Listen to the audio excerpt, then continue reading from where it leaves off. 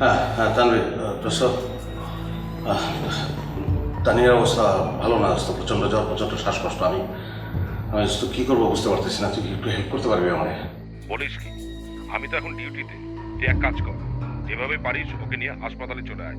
হাসপাতালে? আমি আমি কিভাবে? আমি তো কিছু পাচ্ছি না দোস্ত। আচ্ছা ঠিক আছে, আমি তোকে একটা অ্যাম্বুলেন্স সার্ভিসের নাম্বার পাঠাচ্ছি, এখনই কল দে। প্লিজ প্লিজ প্লিজ, তাতে পাঠা, তাতে পাঠা।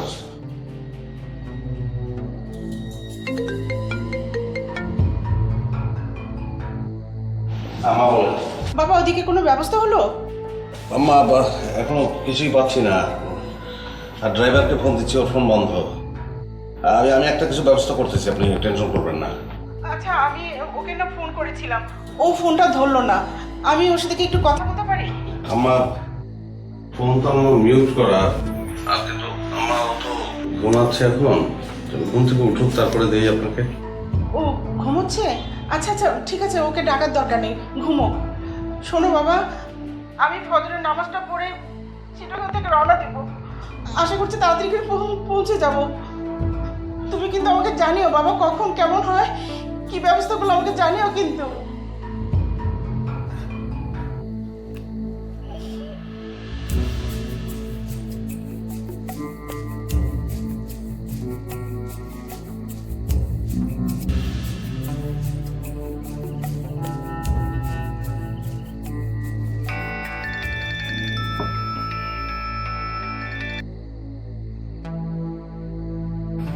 হ্যালো।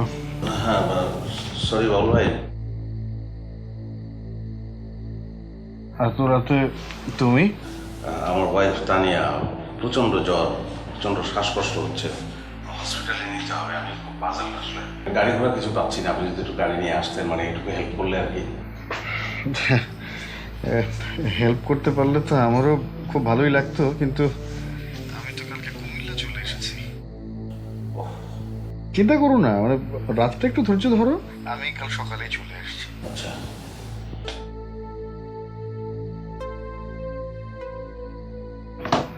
পাগল, করোনার মধ্যে আমি যাব রোগী দেখতে, তাও রাতে।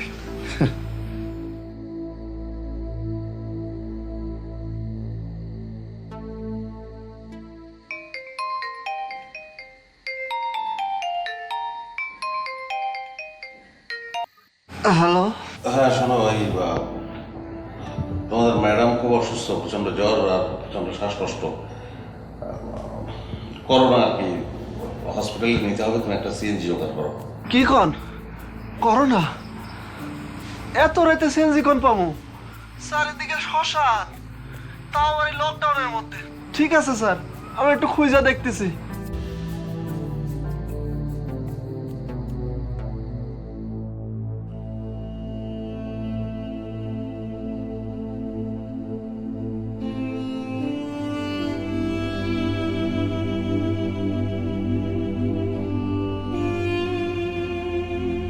তখন কি ব্যবস্থা হলো?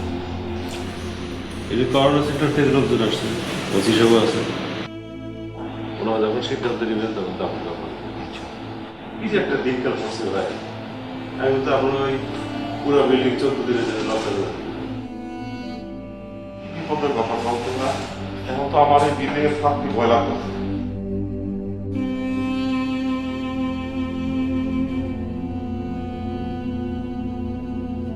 আমাদের রিপোর্টটা আগামী দিনে পাওয়া যাবে। যদি আপনার রিপোর্ট নেগেটিভ আসে, এরপরও আপনাকে আগামী 14 দিন এ বাসায় কোয়ারেন্টাইনেই থাকতে হবে। আর ভাই, আপনারা জিনিসটা একটু খেয়াল রাখবেন, টেনশনের কোনো কারণে আমরা সকলের ব্যবস্থা করছি।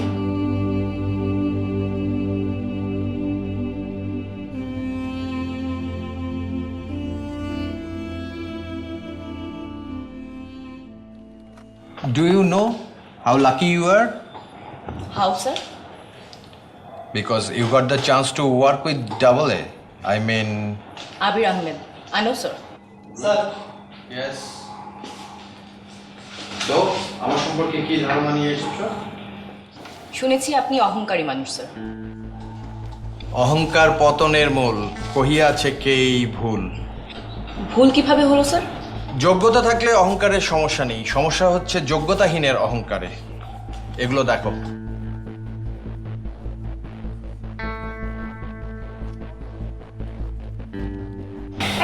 চিঠির উপর ভরসা করা কি ঠিক হবে স্যার? এটা তোমার প্রথম কেস। গো স্টার্ট করো। স্যার, আবার জয়েনিং এর ফর্মালিটিস? আমাদের কাজ অপরাধীদেরকে দ্রুততার সাথে পাকড়াও করা। অপরাধী পালিয়ে গেলে তোমার জয়েনিং দিয়ে আমি করবোটা কি বলবে? গো। Sure sir.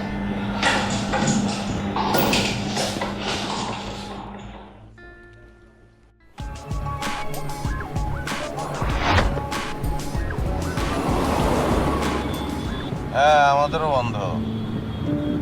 কাল থেকে ওয়ার্ক ফ্রম হোম।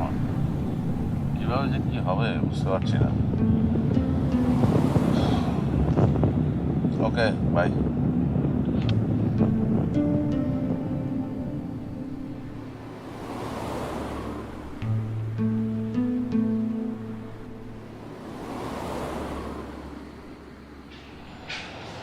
আচ্ছা, এখন কি হবে বলো তো? কি হবে?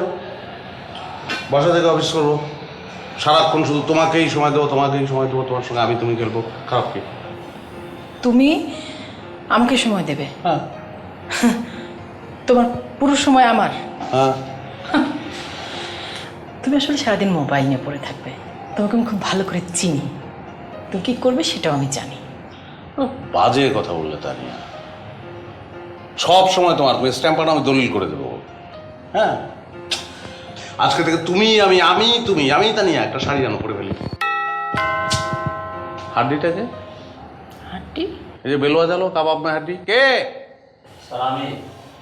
ওহ, আজিজ আজিজ, দরজা খোলা আছে, আসো। স্যার এই যে চাবিটা, স্যার তাহলে কালকে ডিউটিতে কখন আসবো? কালকে আসবে না, কালকে থেকে আসার দরকার নাই। বললা কি করেন স্যার? স্যার আমার অপরাধ কি? অপরাধের বিষয় না, কালকে থেকে তুমিও ওয়ার্ক ফ্রম হোম যাও। স্যার এতদিন ধরে আপনার লগে আছি, কোনোদিন কোনো বেয়াদবি করি নাই, ডিউটিতেও ফাঁকি দেয় নেই। হঠাৎ আজকে কি এমন অপরাধ করলাম স্যার? আজকে আমার একবারে ওয়াকফা করে দিলেন। শোনো, ভেজা করো না, এগুলো আমার ভালো লাগে না, খুব বিরক্ত লাগে। যেটা বলছি সেটা করে যাও। বাসায় যাও। স্যার নতুন বিয়ে করছি স্যার। হ্যাঁ, সেই জন্যই তো বাসায় থাকবে এখন থেকে। বউকে সময় দেবে। এখন যে সময়টা চলছে বাংলাদেশে সেটা হচ্ছে বউকে সময় দেওয়ার সময়। যাও যাও। ঠিক আছে স্যার। এটা কি হলো? ওকে আমি বললাম ওয়ার্ক ফ্রম হোম, ও বুঝলো, ওর চাকরি চলে গেছে। তাহলে তাকে ডেকে ভালো করে বুঝিয়ে বলো। পাগল নাকি? একটু টেনশনে থাক, আমার তো মনে হচ্ছে মজা হবে। তুমি কিন্তু আসলে একটা জাতা, খামাখা একটা লোককে টেনশনে রাখবি কেন? পেরিতে পড়িয়া পাগল হয়েছি, লোকে ডাকে মরে যাতা। প্রেয়সী আমারে সুখ না দিলে সুখ পাবো আমি কোথা? বাবা, এত রোমান্টিক! আমার তো একটু সন্দেহ হচ্ছে। তাড়াতাড়ি তুমি দিলে মুডটা নষ্ট করে। তুমি যাও, চেঞ্জ করো, ফ্রেশ হও, আপনার চা করে আনছি। আচ্ছা, আরে কি মুভি দেখবো আজকে আমরা? ফাটাফাটি একটা রোমান্টিক মুভি খুঁজে পেয়েছি। তোর আমার মুভি থ্রিলারই ভালো লাগে। এই যে এইটা হচ্ছে আসল তুমি। রোমান্টিকতা তোমার ধাতেই নাই, যেটা করো জোর করে করো, আলগা আলগা আলগা। তুমি অনেক রোমান্টিক, অনেক।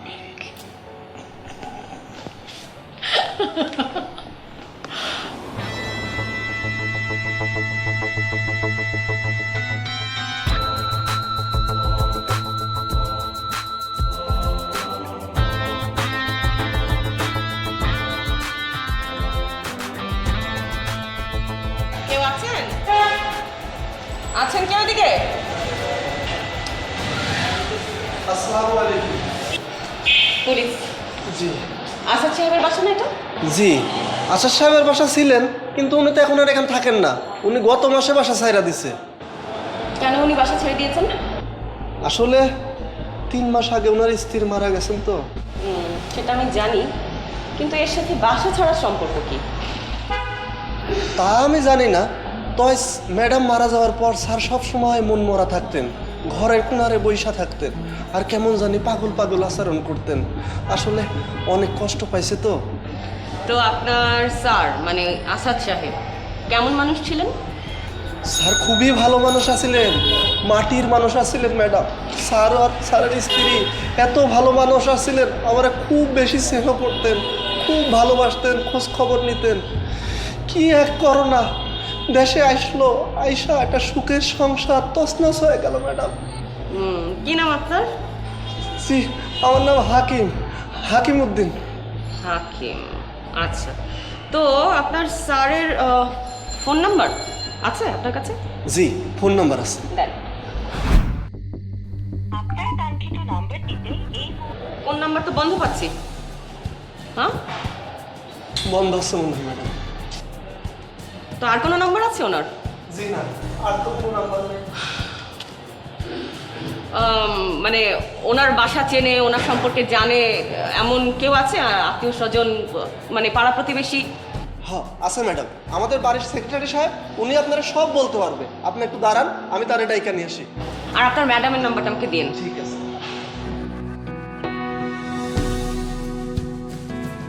আসসালামু আলাইকুম, আমি এসিপি মেঘলা। আপনাদের সাথে একটু কথা বলতে চাই আসাদ সাহেবের ব্যাপারে। এসিপি মেঘনা কেন? আসাদ সাহেব আবার কি হলো? কেন, কিছু হতে পারে না? না না, সেটা বলিনি। মানে আচ্ছা, ওনার স্ত্রী যেদিন মারা গেলেন তখন তো আপনারা এখানেই নিশ্চয়ই ছিলেন। আচ্ছা, একটু বলেন তো আমাকে যে ওনার স্ত্রীর করোনা কবে প্রথম ধরা পড়ে? তা তো বলতে পারবো না। তো উনি যদি মারা যান তার আগের দিন আমি গেছিলাম। তো সেদিন উনি আমাকে বললো যে ওনার স্ত্রীর খুব জ্বর। আচ্ছা, কয়টার দিকে গিয়েছিলেন আপনি? কয়টার দিকে হইব? বিকালের দিকে, তো 5টা 5:30 হইব। তো ওনার ওয়াইফ মারা যাওয়ার পর ওনার আচার আচরণ কেমন ছিল একটু বলেন তো? খুব আপসেট থাকতো। হ্যাঁ, খুব একটা বাইরে যেত না, কারোর সাথে কথাবার্তা বলতো না। হ্যাঁ, ভদ্রলোকের স্ত্রী মারা যাওয়ার পরে আমাদের পুরো বিল্ডিংয়ে লকডাউন ছিল। আমরা তো 14 দিন পরে টুকটাক বের হয়েছি, কিন্তু ওই ভদ্রলোক একবারও বের হয়। মানে এই 14 দিন উনি বাসা থেকে বেরোননি, আপনি শিওর? হ্যাঁ, ওই ওনার স্ত্রী মারা যাওয়ার পরে আমরা অবশ্য ওনার বাইরে যাওয়ার প্রতি খুব কড়া নজর দিয়েছি। তবে উনি কিন্তু খুব আমাদেরকে কোঅপারেশন করছে না। হ্যাঁ, একদম একটা দিনের জন্য উনি বাইরে যান, এবং সে কারণেই তো আমাদের মধ্যে করোনা ছড়ায়নি। আচ্ছা, ওনাদের হাজব্যান্ড ওয়াইফের মধ্যে সম্পর্ক কেমন ছিল? খুবই ভালো ছিল। হ্যাঁ, আমি তো মাঝে মাঝে ওনাদের সাথে আড্ডা মারতে চাইতাম। আমার যে কি সম্মান করতো, আরে কি লক্ষ্মী একটা মেয়ে। আপনাদের কারো কাছে আসাদ সাহেবের এখনকার বর্তমান ঠিকানা আছে? না, উনি তো কোনো ঠিকানা রেখে যান নাই, ফোন নাম্বার দিয়ে গেছেন। ফোন নাম্বার তো আমার কাছেও আছে, কিন্তু সেটা তো বন্ধ পাচ্ছি। ওনার সাথে যোগাযোগের আর কোনো উপায়, কোনো আত্মীয় স্বজন পরিচিত আছে, বন্ধু বান্ধব বা ওনার বাসায় যাতায়াত করতেন এমন কেউ? না। ওনার ড্রাইভার তো নিশ্চয়ই ছিল, তাই না? জি, ড্রাইভার তো ছিল, কিন্তু ম্যাডাম যখন মারা যায় তখন তো ড্রাইভার ঢাকা আসিল না, লকডাউনের ছুটিতে গ্রামে আসিল। ম্যাডাম মারা যাবার অনেকদিন পর ঢাকা এসে কয়েকদিন ডিউটি করছে, তারপরে এই চাকরি ছাইরা দিয়ে এই এলাকাতেই পাশের একটা হাউসে চাকরি দিচ্ছে। কি নাম আপনার? আজিজ। পুরো নাম কি? মিস্টার আজিজ। মিস্টার আজিজ, সুন্দর নাম। তো মিস্টার আজিজ সাহেব, আসাদ সাহেবের এখন কোথায় বাসা সেটা তো আপনি নিশ্চয়ই জানেন না? বিশ্বাস করেন ম্যাডাম, আমি অনেকবার তার সাথে যোগাযোগ করার চেষ্টা করছি, কল দিছি, তার সাথে কোনো যোগাযোগ করতে পারিনি। ওনার অফিস তো চেনেন নাকি সেটাও চেনেন না? সেটা চিনি। গুড, খুব ভালো। তো আপনি আমাদের সাথে কষ্ট করে একটু যাবেন। হ্যাঁ, আমি আপনাকে নিয়ে ওনার অফিসে একটু যাব, ঠিক আছে? চল। তোমার এই অতি উৎসাহের কারণে আমাদেরকে কোনোদিন একটা বড় বিপদে পড়তে হবে। যে আমি বললাম, তুমি দেখে দেখে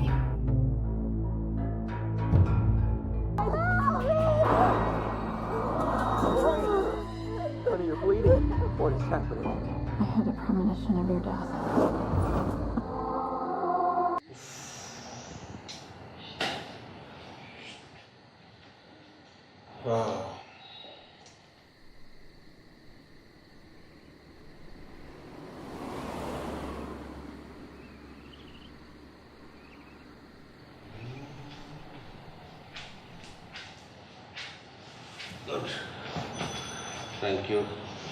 নাও।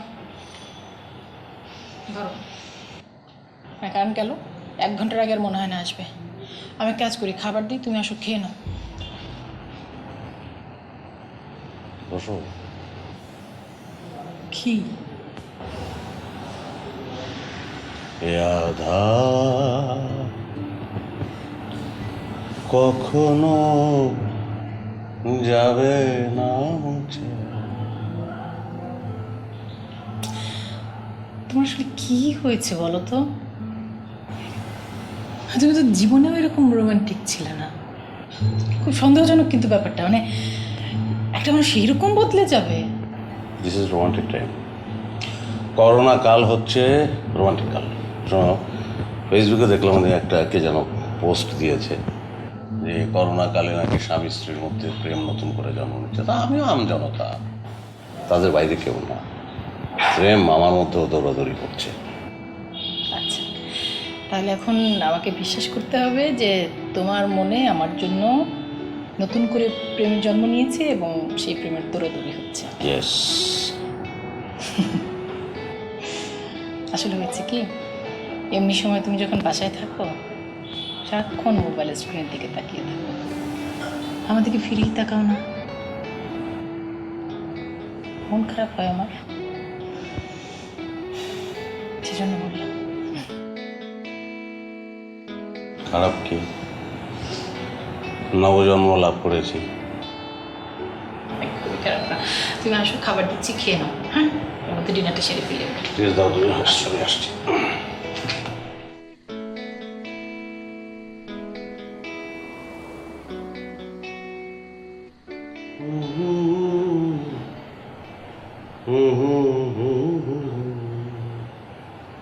কই আসো না কেন?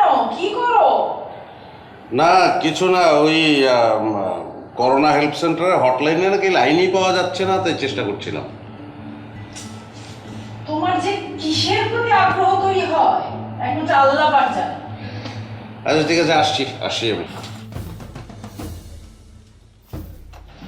এই যে এই ম্যাডামের সাথে কথা বল। আসসালামু আলাইকুম। এসিপি মেঘলা, আসাদ সাহেব আছেন? কোন আসাদ সাহেবের কথা বলছেন? এই অফিসে কয়জন আসাদ সাহেব চাকরি করেন? একজনও না। একজন ছিলেন, তবে মাসখানেক আগে চাকরি ছেড়ে দিয়েছেন। কেন চাকরি ছেড়ে দিয়েছেন? উনি আসলে কাউকেই কিছু বলে যাননি। আচ্ছা আপনি যান, ওনার সাথে কথা বলছি। জি স্যার। আসলে উনি কাউকে কিছু না বলেই চলে গেছেন। আমরা ওনাকে খুঁজছি, আর ফোনেও ওনার সাথে যোগাযোগ করবার চেষ্টা করছি, কিন্তু ওনাকে পাচ্ছি না। উনি কিছু কাজ পেন্ডিং রেখে গেছেন, সেটার জন্য আসলে আমাদের খুব সমস্যা হচ্ছে, যার কারণে আমরা খুঁজছি। বুঝতে পারছি। আমার কার্ডটা রাখুন, ওনার কোনো রকম খোঁজ পাওয়া মাত্র আমাকে প্লিজ একটু এখানে জানাবেন। জি অবশ্যই অবশ্যই। Thank you. ওনার ব্যাংক অ্যাকাউন্ট নাম্বার নিশ্চয়ই আপনাদের কাছে আছে, ওনার স্যালারি আপনার ট্রান্সফার করতেন। জি জি আছে। একটু দেওয়া যাবে আমাকে কাইন্ডলি? জি অবশ্যই দেওয়া যাবে। এই পর্যন্ত আমি যা যা ইনফরমেশন কালেক্ট করতে পেরেছি এটা তার সামার। প্রথমে আসে অভিযোগকারী, একটা বেনামি চিঠি। কে দিয়েছে, কোথা থেকে এসেছে আমরা জানি না। তোমার কি মনে হয় কোনো শুভাকাঙ্ক্ষী থাকতে পারে? নিশ্চয়ই পারে স্যার, কিন্তু আমার কথা হচ্ছে যদি শুভাকাঙ্ক্ষী হবে তাহলে সরাসরি এসে অভিযোগ না করে পুরো চিঠি কেন? আসাদ সাহেবকে ফাঁসিয়ে দেওয়ার মতো কোনো ঘটনা এখানে নেই তো? Good point. তারপর সাসপেক্টের ঘরে আমাদের একটাই মাত্র ক্যারেক্টার, মিস্টার আসাদ। হয় উনি, না হয় কেউ না।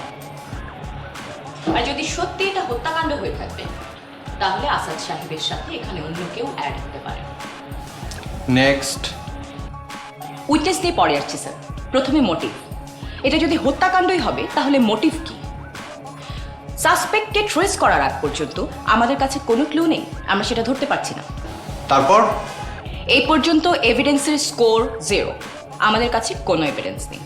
Big question, why Asad is missing? আর ক্লু বলতে সাসপেক্ট এবং ভিকটিমের মোবাইল নাম্বার মাত্র, কিন্তু আনফর্চুনেটলি ইটস ইনঅ্যাক্টিভ নাও।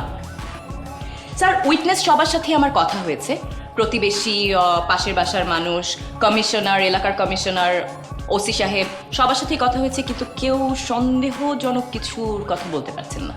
এমনকি তারা কেউ এটাও বলতে পারছেন না এখন আসাদ সাহেব আসলে কোথায় আছেন। আর টেস্ট রিপোর্ট? আমি করোনা হেলথ সেন্টার থেকে রিপোর্টের কপি সংগ্রহ করেছি। ভিকটিম ওয়াজ পজিটিভ। আসাদ সাহেবেরটা? আসাদ সাহেব নেগেটিভ ছিলেন। তাহলে সন্দেহটা এখানেই স্যার। সব কিছু এত প্ল্যান্ড পারফেক্ট কেন? স্যার আমি ওনার অফিসে গিয়েছিলাম, ওনার ব্যাংক অ্যাকাউন্ট নাম্বার ছাড়া তেমন কিছু পাওয়া যায়নি। আর ওই ব্যাংক অ্যাকাউন্টে গত 3 মাসে কোনো ট্রানজ্যাকশন হয়নি। স্যার নতুন কোনো ব্যাংক অ্যাকাউন্ট যদি উনি করে থাকেন তাহলে এনআইডি নাম্বার লাগবে। স্যার মোবাইল রেজিস্ট্রেশন থেকে বের করব এনআইডি নাম্বার, সেই এনআইডি নাম্বার দিয়ে খোঁজ করব যে নতুন কোনো মোবাইল নাম্বার নেওয়া হয়েছে কিনা, আর এনআইডি নাম্বার থেকে নতুন কোনো ব্যাংক অ্যাকাউন্ট খোলা হয়েছে কিনা সেটাও বের করা সম্ভব যদি নতুন ব্যাংক অ্যাকাউন্ট খুলে থাকেন উনি তাহলে। Good, go start working. Yes sir. Sir you are doing good. Thank you sir. ঘোর নিশুতির অন্দর মহলে জাগে দুরাশার ঢেউ, আধার মাঝে নিস্তারে পাষাণ,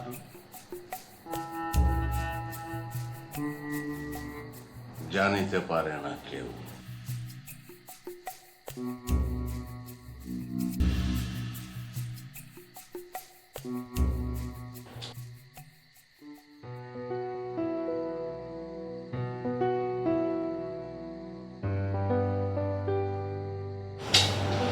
ফোনটা দাও। আচ্ছা ঠিক আছে, আর করবো না, দাঁড়াও প্লিজ। কাকে ফোন করছো তুমি? কে এটা? কাকে ফোন করবো? অদ্ভুত কথা তো। তুমি দেখো এখানে লেখা আছে যে ওই করোনার হেল্প সেন্টারে, মানে ওইসব হসপিটালে ফোন করে নাকি লাইনই পাওয়া যায় না। বলা তো যায় না, আল্লাহ না করুক আমাদের কারো করোনা হতে পারে, তখন আমরা লাইন পাবো কি পাবো না সেটা সত্যতা যাচাই করার জন্য চেষ্টা করছিলাম। এই আর কি। সিরিয়াসলি? হুম। আরে তুমি মাঝে মাঝে এমন সব ছেলে মানুষই করো, জাস্ট অবিশ্বাস্য। Please grow up. সিরিয়াসলি? কি? I'm growing up.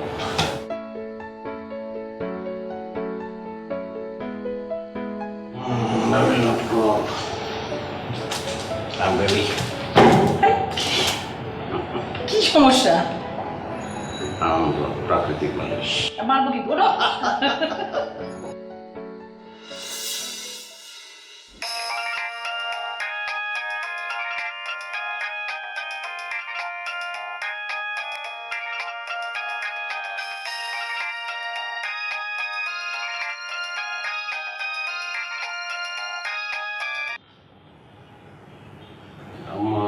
আসসালামু আলাইকুম।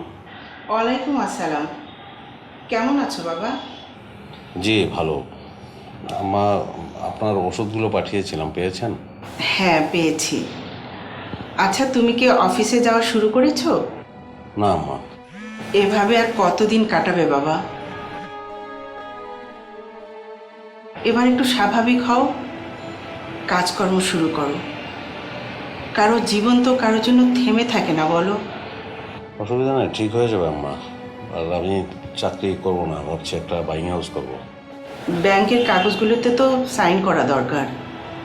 এতগুলো টাকা এমনি এমনি ব্যাংকে পড়ে আছে বলো। আম্মা আসলে ওই টাকার প্রতি আমার কোনো আগ্রহ নাই, ওটা আপনার কাছে রাখেন। ওই টাকার প্রতি তো তোমার হক আছে, ওটা তোমার পাওনা।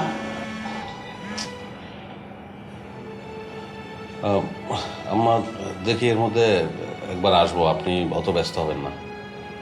না না ঠিক আছে। আচ্ছা আমি তাহলে এখন রাখছি। জি আম্মা, আসসালামু আলাইকুম।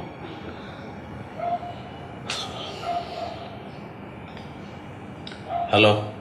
হ্যালো স্যার, আমি দারাজ থেকে অদিতি বলছিলাম। দারাজ থেকে বলছেন মানে? স্যার আপনার নামে একটা পার্সেল ছিল।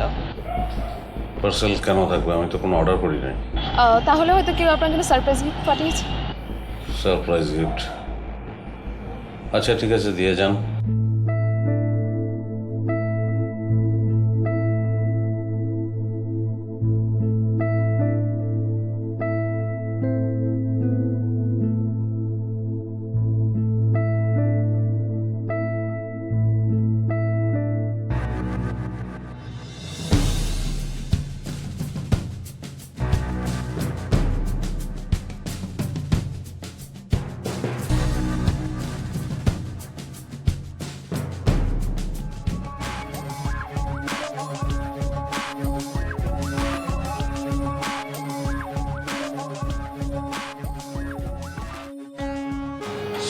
আপনাকে ডিস্টার্ব করছি। কেমন আছেন? জি ভালো। আপনাকে আমরা বিব্রত করতে চাইনি, কিন্তু আমাদের কাছে একটা ইনফরমেশন এসেছে, সেজন্য ক্রস চেক করে নিতে আপনার কাছে আসা। তথ্য কি তথ্য? আপনার স্ত্রী তানিয়ার ব্যাপারে। তানিয়ার ব্যাপারে? তানিয়া তো মারা গেছে। বলেন। আপনার স্ত্রী তো মারা গেলেন এপ্রিলের 7 তারিখে। আপনি কি একটু পুরো ঘটনাটা আমাদেরকে একটু ডিটেইল বলবেন প্লিজ? হ্যাঁ বলবো। মানে ওই লকডাউনের সময় আমরা তো গৃহবন্দী ছিলাম এবং বেশ ভালো ছিলাম। মানে অনেক দিন এমন একসঙ্গে থাকা হয় না, পুরোটা সময় মুভি দেখা, গাল গল্প করা, চমৎকার দিন কাটছিল। খুব থ্রিলার মুভি দেখেন আপনি মনে হয়। হ্যাঁ হ্যাঁ, থ্রিলার আমার ফেভারিট খুব। আমারও। আচ্ছা, তারপর অসুস্থতা শুরু হবার পর থেকে কি হলো? যেদিনও মারা গেল তার কয়েকদিন আগে থেকেই ওর জ্বর জ্বর লাগছিল। আপনি আপনার ওয়াইফের টেস্ট করাননি? না, টেস্ট করতে দেইনি। আমার এক বন্ধু ও ডাক্তার, ওর নাম তানভীর, ওকে ফোন করেছিলাম, জানালাম, ওকে বললো এত উতলা হওয়ার কিছু নাই, এখনই হসপিটালাইজড করা বা এই জাতীয় কোনো কিছুর দরকার নাই। তুই করে একটা অক্সিমিটার কেন আর অক্সিজেন স্যাচুরেশন লেভেলটা মনিটর কর। তা আমি তাই করছিলাম। কিন্তু বাসা বদলেছেন কেন? কি করব বলেন, আমি ওই বাসার সব কিছুই তো নিজে হাতে কেনা, দেয়ালের রংটা পর্যন্ত পছন্দ করা, মানে সব জায়গায় তো আমি, সব জায়গায় ওর স্মৃতি। আমি হয়তো ওই বাসায় থাকলে অসুস্থ হয়ে যেতাম। আর ফোন নাম্বারটা সেটা কেন পাল্টালেন? জি ওই তো, আসলে এগুলো নিতে পারছিলাম না। এই লোকজন ফোন করে, অফিসের লোকজন ফোন করে, আমি আসলে ওইরকম মেন্টাল স্টেটে ছিলাম না। আপনি আপনার বন্ধু ডক্টর তানভীর ছাড়া আর কাউকে কল দেননি? হ্যাঁ দিয়েছিলাম, ওর মাকে কল দিয়েছি, আমার মাকে কল দিয়েছি। কি কথা হয়েছিল?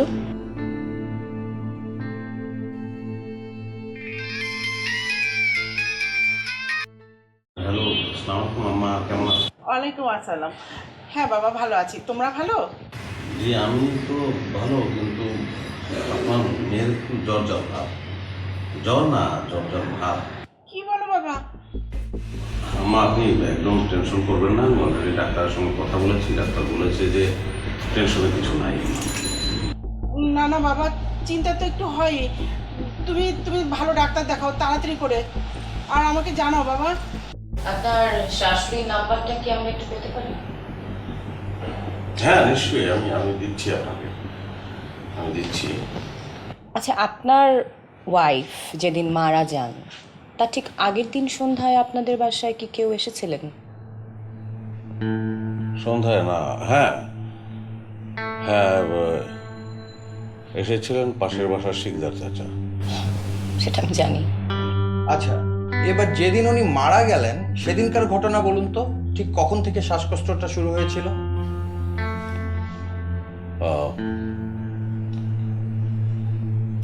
সেদিন তখন রাত 3টা বাজে। গাড়ি ঘোড়া কিছু পাচ্ছি না, আপনি যদি একটু গাড়ি নিয়ে আসতেন, মানে একটু হেল্প করলে আর কি। হেল্প করতে পারলে তো আমারও খুব ভালোই লাগতো, কিন্তু আমি তো কালকে কুমিল্লা চলে এসেছি। বাবা ওদিকে কোনো ব্যবস্থা হলো? আম্মা এখনো কিছুই পাচ্ছি না, আর ড্রাইভারকে ফোন দিচ্ছি, ওর ফোন বন্ধ। এত রাতে সিএনজি কোন পামু? চারিদিকে শ্মশান, তাও আবার এই লকডাউনের মধ্যে।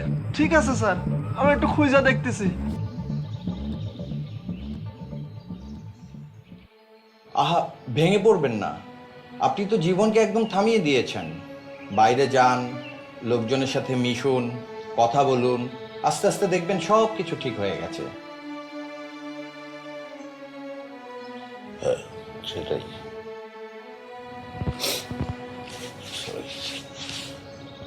সরি, তাই করতে হবে আসলে। অনেকদিন পরে মানুষ দেখলাম। যদি আপনারা পুলিশের লোক, যতই ভদ্রভাবে কথা বলেন, আলটিমেটলি তো জেরা, তারপর হালকা লাগছে। আমার লাস্ট কোশ্চেন, আপনার কি কোনো এরকম শত্রু আছে বা এমন কেউ যে কিনা আপনাকে বিপদে ফেলতে পারলে লাভবান হবে, খুশি হবে? না,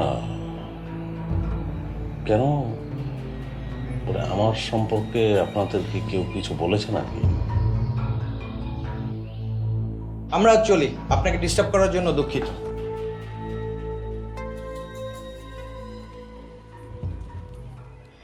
পুরো দুদিনই সিসিটিভি ফুটেজ চেক করা শেষ স্যার। আসাদ সাহেব তো করোনার রিপোর্ট চেঞ্জ করতে হসপিটাল যাননি। তাহলে আসাদ সাহেবকে তো ক্লিন মনে হচ্ছে। ফাইল কি ক্লোজ করে দেব? কোভিড-19 চিকিৎসায় হাইড্রোক্সিক্লোরোকুইনের মৃত্যু ঝুঁকি বাড়ার প্রমাণ পায়নি বিশ্ব স্বাস্থ্য সংস্থা। এই অবস্থায় আবার ওষুধটির পরীক্ষামূলক প্রয়োগ শুরুর পরামর্শ দিয়েছে সংস্থাটি। মহামারীর শুরু থেকে অনেক চিকিৎসকই করোনা চিকিৎসায় ম্যালেরিয়ার ওষুধ হাইড্রোক্সিক্লোরোকুইন প্রয়োগের পরামর্শ দেন। সম্প্রতি দুটি চিকিৎসা বিজ্ঞান সাময়িকীর গবেষণায় এর সাফল্য নিয়ে প্রশ্ন তোলা হয়। এমনকি এটি প্রয়োগে হিতে বিপরীত হওয়ার সতর্কতাও দেন গবেষকরা। বলা হয় হাইড্রোক্সিক্লোরোকুইন প্রয়োগে করোনা আক্রান্ত অনেক কষ্টে লাইন পেয়ে চেকিং হচ্ছে। এরপরই 25 মে ওষুধটির প্রয়োগ স্থগিতের পরামর্শ দেয় WHO। সিদ্ধান্ত পরিবর্তন করে এখন কিভাবে সাহায্য করতে পারি? ওরা জানতে চাচ্ছে কিভাবে সাহায্য করতে পারি। কি বলি বলো তো? এখন আমাকে জিজ্ঞেস করছো কেন? ফোন করার আগে কি আমাকে জিজ্ঞেস করে নিয়েছিলে? জি, মানে আমার স্ত্রী 2 দিন যাবৎ জ্বর সর্দিও আছে। এটা কি করোনা? মানে আমার কি করা উচিত আমি বুঝতে পারছি না, বলেন তো। কোনো শ্বাসকষ্টের লক্ষণ আছে? শ্বাসকষ্ট না, শ্বাসকষ্ট লক্ষণ নেই। জি জি, নিশ্চয়ই ঠিকানা তো বলবোই। 12 নম্বর সেক্টর, 9 নম্বর রোড, 53 নম্বর বাসা, উত্তরা। জি নিশ্চয়ই। থ্যাংকস এ লট। খুব সিরিয়াস। তোমার এই অতি উৎসাহের কারণে আমাদেরকে কোনোদিন একটা বড় বিপদে পড়তে হবে। যে আমি বললাম তুমি দেখে নিও। মানে এই পর্যন্ত করোনার হেল্পলাইনে ফোন করে ডিস্টার্ব করার জন্য কতজনকে অ্যারেস্ট করেছে জানো তুমি? এটা নিয়ে নিউজ হয়েছে। আমি নিউজ হতে চাই তো। হ্যাঁ, তুমি যা তা কিন্তু সব কিছুর একটা লিমিট আছে। ওরা তো বাসার ঠিকানা নিয়ে নিল, এখন যদি বাসায় পুলিশ পাঠায় তখন কি করবে? আরে বাবারে, তোমার তো আসলেই জ্বর আসতে পারে না। পুলিশ কেন বাড়াবে? পুলিশ নাকি? হ্যাঁ, ও দাদা চল। আসুন।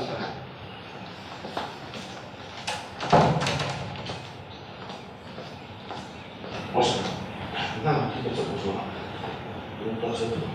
হ্যাঁ, একটা মাস্ক পরে নেবো। থানকুনি পাতা খাইলে নাকি করোনা তার কাছে আসতে পারে না। তাই নাকি? তো ভালো খবর। ফিস করে বলছেন কেন? আরে বুঝতে পারতেছো না, একেবারে পাক্কা খবর। ল্যাবরেটরিতে টেস্ট করছে, বুঝছো? প্রমাণিত সত্য। দেশে যত থানকুনি পাতা আছে ওগুলি সব স্টক করবো ভিআইপিকে জন্য, তারপর জনগণে। হ্যাঁ, ততদিনে দেশের থানকুনি পাতা সব বংশ ধ্বংস হয়ে যাইব। বুঝছো কিছু? আসলে তো কি করা যায় বলেন তো চাচা? শোনো, এই তুমি কোনো চিন্তা করো না। হ্যাঁ, আমি লোক লাগাই দিছি। হ্যাঁ, পাইলে আমি তোমার কিছু দিব নি। শোনো, এক কাজ করো, তুমিও তো লোক লাগাই দিতে পারো। যদি পায় তাহলে আমার দুটা দিলা। লোক লাগাবো মানে প্রচুর লোক লাগাবো, আর তাহলে অবশ্যই আপনাকে দেবো।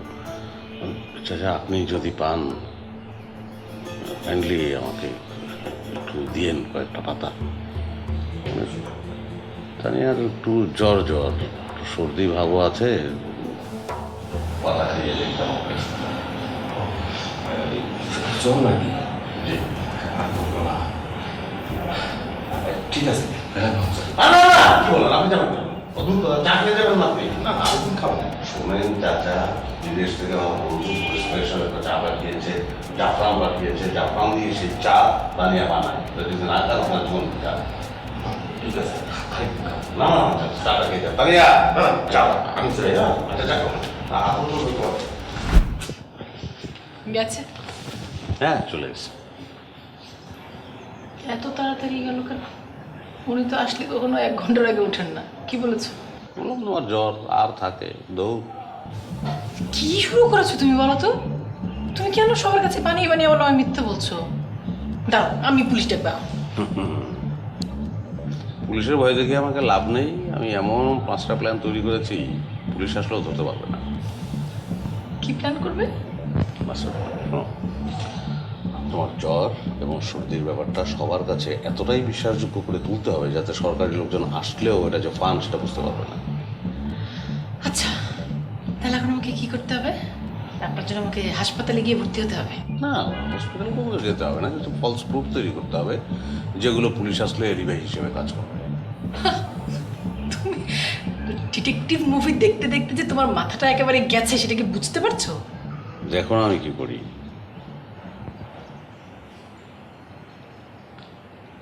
হ্যালো ডক্টর তানভীর, দোস্ত কেমন আছিস? না আমার বউয়ের জ্বর সর্দিও আছে, মানে এটা কি করোনা কিনা মানে ভয় লাগছে, তো কি করি বলতো? ওকে দোস্ত, থ্যাংক ইউ, থ্যাংকস আ লট। দুজন সাক্ষী দাঁড়িয়ে গেল। এগুলো কি ধরনের মজা হচ্ছে? আচ্ছা তুমি কি চাচ্ছ, যে বাসায় বসে বসে তোমার সঙ্গে ঝগড়া করি? আমার একটা বন্দি অবস্থায় আছি, মুভি দেখতে দেখতে মজা তো ক্রিয়েট করতে হবে। শোনো, তুমিও মজা ক্রিয়েট করো, দরকার আছে। ঠিক আছে, তুমি অনেক অনেক ক্রিয়েটিভ মানুষ, তুমি তোমার মতো ক্রিয়েট করো। আমি ঘরবন্দি থেকে তোমার ঝগড়া করতে হবে, তার অল্টারনেটিভ হিসেবে তুমি এই ধরনের মজা, উফ আল্লাহ, তোমার পক্ষেই সম্ভব এগুলো। দেখেন, বুঝতেই পারছেন সব প্রমাণ আছে, খামোখা সময় নষ্ট না করে বলে ফেলেন। আমি কিচ্ছু করিনি, বিলিভ মি। আপনি কিছু করেননি। আমার জীবনের প্রথম কেস সেটা স্যার, আমি ব্যর্থ হব। ব্যর্থতার কথা কেন বলছো? যেখানে অপরাধী সংগঠন হয়নি সেখানে ব্যর্থতার তো কোনো প্রশ্নই আসে না। You did great.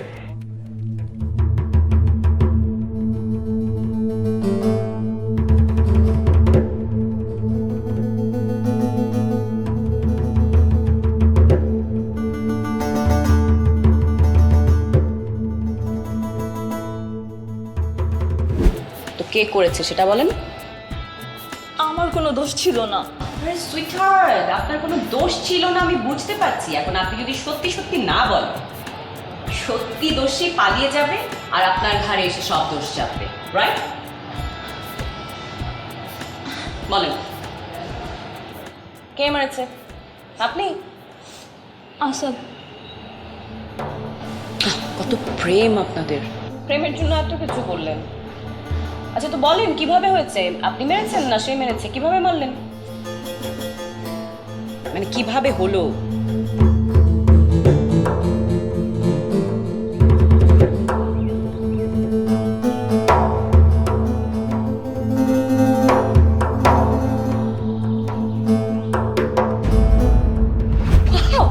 রোমান্টিক, বালিশ চাপা দিয়ে। তো না মারলে হতো না, ডিভোর্স দিয়ে দিত। ও বলেছিল ওর বউকে মেরে ফেলে আমাদের পথের কাটা দূর হয়ে যাবে, আর ওর বউয়ের নামে করা এফডিআর 2 কোটি টাকা আমাদের হয়ে যাবে। তো সেদিন যে আপনার অফিসে গিয়ে আপনাকে জিজ্ঞাসা করলাম, এই কথা তো আপনি আসাদকে জানিয়েছেন, তারপরও সে বাসা থেকে সরে গেল না কেন? আমি বলেছিলাম, কিন্তু বলেছে যে পুলিশ কিচ্ছু প্রমাণ করতে পারবে না, সব কিছুর মাস্টার প্ল্যান করা, আর পুলিশ নাকি ওকে ক্লিন চিট করবে, সব কিছু নাকি ওর পার্ট অফ দ্য গেম। আচ্ছা, সেই জন্যই কি এফডিআর এর টাকা এখন ক্লেম করা হয়নি? ক্লিন চিটের অপেক্ষায়, মানে তাড়াহুড়া করলে সন্দেহ হতে পারে সেই জন্য কি, তাই তো? That's great. দূর বহু দূরে ন্যায়ের মশাল জ্বলিতেছে অবিরাম, আমি সেথা পানে তাকাইয়া গগনে দেখি তাহাদেরই বৃথা কাম। আত্মীয় স্বজনের মধ্যে একজন সাক্ষী ঠিক করতে হবে। তোমার আমাকে মাথা খারাপ নাকি? মা টেনশন করবে। তুমি কি পাগল হয়েছো নাকি? তুই আম্মাকে ফোন করে তুমি এগুলো বলবা, মা টেনশন করবে না? আরে পাগল, এক রাতের ব্যাপার তো। কালকে সকালে ফোন দিয়ে বলে দেবো যে করোনা কিচ্ছু না। হ্যালো আম্মা, আসসালামু আলাইকুম। জি আম্মা, আম্মা রাখি। আসসালামু আলাইকুম। তোর আসুক পুলিশ, এমন মাস্টার প্ল্যান আমি তৈরি করেছি, শেষে কচু উঠতে পারবে না। আসুক পুলিশ, পুলিশ, পুলিশ।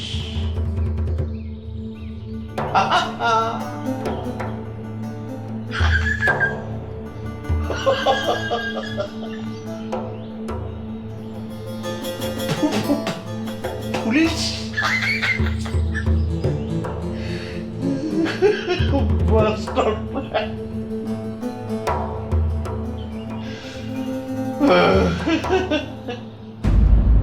আপনাকে আবারও বিরক্ত করার জন্য দুঃখিত।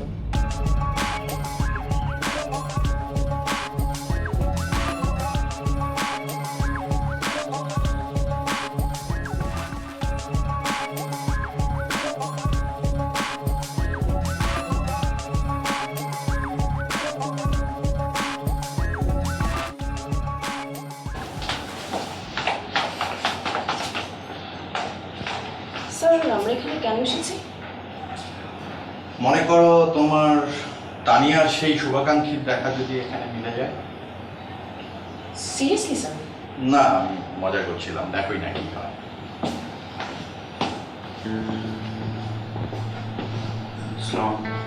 ওয়ালাইকুম আসসালাম। আমার অফিসের পিয়ন বলছিল আমার সঙ্গে কেউ দেখা করতে এসেছেন। আপনারা?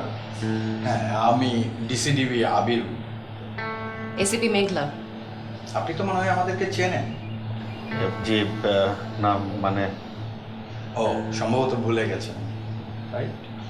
এদিকে এসেছিলাম, ভাবলাম আপনার ব্যাংকে একটা অ্যাকাউন্ট করে যাই, তো ভুলে যেহেতু গেছেন তাহলে আজকে থাক। আসুন না, আরেকদিন দেখা হবে। চলি।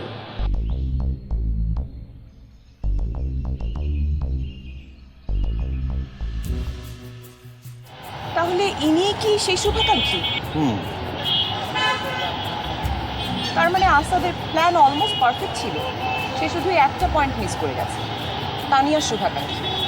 এক্স্যাক্টলি যেমন রাবণ পরিবার মিস করে গিয়েছিল বিভীষণকে। রাবণের এই ভাই বিভীষণই ছিল রামের পক্ষে, যেটা রাবণের পরিবারের কেউ জানত না। এই বিভীষণই লক্ষণকে নিয়ে যায় নিকুম্ভিলার যজ্ঞাগারে এবং মারা পড়ে মেঘনাথ। মজার ব্যাপার কি জানো, তানিয়া কিন্তু মারা যাবার 1 ঘন্টা আগেও এই শুভাকাঙ্ক্ষীর সাথে 12 মিনিট কথা বলেছিল। তাহলে স্যার আমরা তাকে উইটনেস লিস্টে কেন রাখছি না? He is witness. আরেকটু সংসার ভেঙে কি দরকার?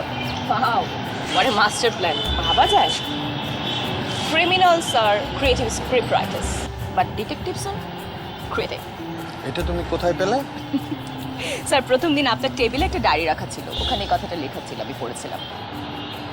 তোমাকে দিয়ে হবে। Thank you sir.